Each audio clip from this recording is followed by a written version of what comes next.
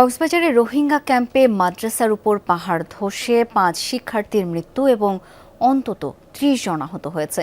টানা কয়েকদিনের প্রবল বর্ষণে কক্সবাজার ও ৩ পার্বত্য জেলায় বন্যা দেখা দিয়েছে।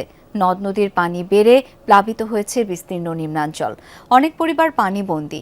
আগের দিন বন্ধ ঘোষণা করা সাজেকে আটকা পড়েছেন ৬০০ পর্যটক। তবে বিনা ভাড়ায় রাখার ঘোষণা দিয়েছে রিসোর্ট ওনার্স অ্যাসোসিয়েশন।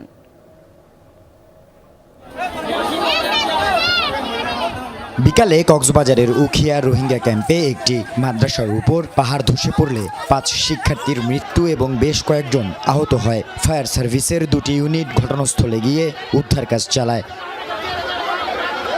ভারী বর্ষণে প্লাবিত কক্সবাজারের বিস্তীর্ণ নিম্নাঞ্চল।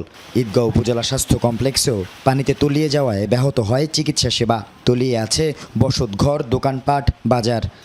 যখন বৃষ্টি হয়, হালকা বৃষ্টি হলেও হাঁটু পরিমাণ পানি চলে আসে এখানে হাসপাতালের মধ্যে। যাদের হয়তো খুব বেশি জরুরি সমস্যা, ওনারা আসতে পারছে, বাকিরা হয়তো পানির কারণে আসতে পারছে না। এটা অবশ্যই রোগীরা এখানে ক্ষতিগ্রস্ত হচ্ছে। আমি তো গরিব মানুষ, আমার কাছে টাকা পয়সা নাই, কি করবো চিন্তা করতেছি। মানে এমনি ব্লক হয়ে গেছে, একটু বৃষ্টি হলে এখানে এরকম অবস্থা হয়ে যায় আমাদের। কোথায় ড্রেন, কোথায় কি করতে হবে এগুলো অপরিকল্পিতভাবে করে এখানে এখন জলাবদ্ধতার সৃষ্টি।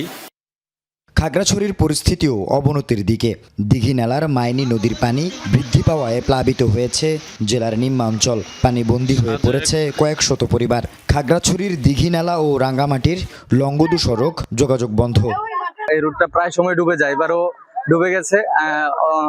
বর্তমানে পানি আরো বাড়তেছে।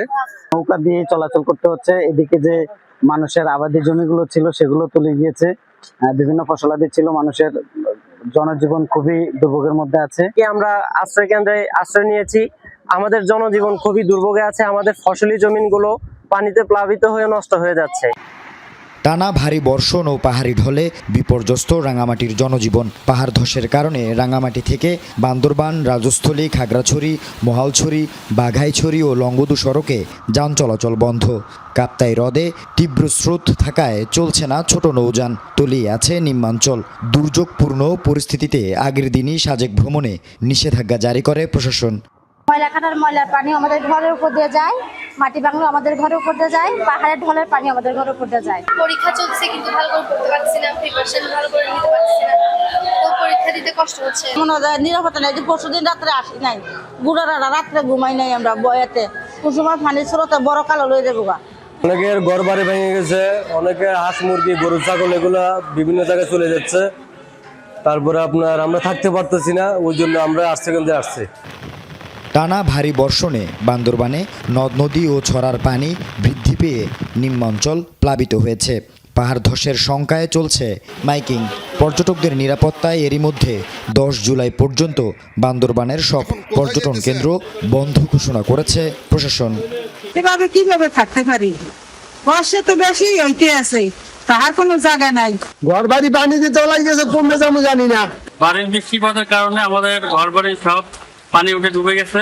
এখন আমরা কোথায় যাব এই চিন্তা আছে। নিম্ন অঞ্চলগুলো আছে, সেখানে মানুষগুলো খুবই বিপজ্জনক ভাবে বিপদের মধ্যে পড়ে যাবে। পাহাড়ি অঞ্চলে ঝুঁকি নিয়ে বসবাসরতদের সরাতে প্রশাসন চেষ্টা করছে বলে জানান বিভাগীয় কমিশনার। ঝুঁকিপূর্ণ যারা রয়েছে তাদেরকে ফোর্সফুলি আমরা শেল্টার হোমে নেওয়ার চেষ্টা করছি, কারণ মানুষ সহজে আসতে চায় না। আমরা সেখানে খাবারের ব্যবস্থা রেখেছি এবং ফোর্সফুলি অলরেডি আমরা বেশ কিছু মানুষকে সেখানে নিয়ে এসেছি। আল আমিন শিকদার, যমুনা নিউজ।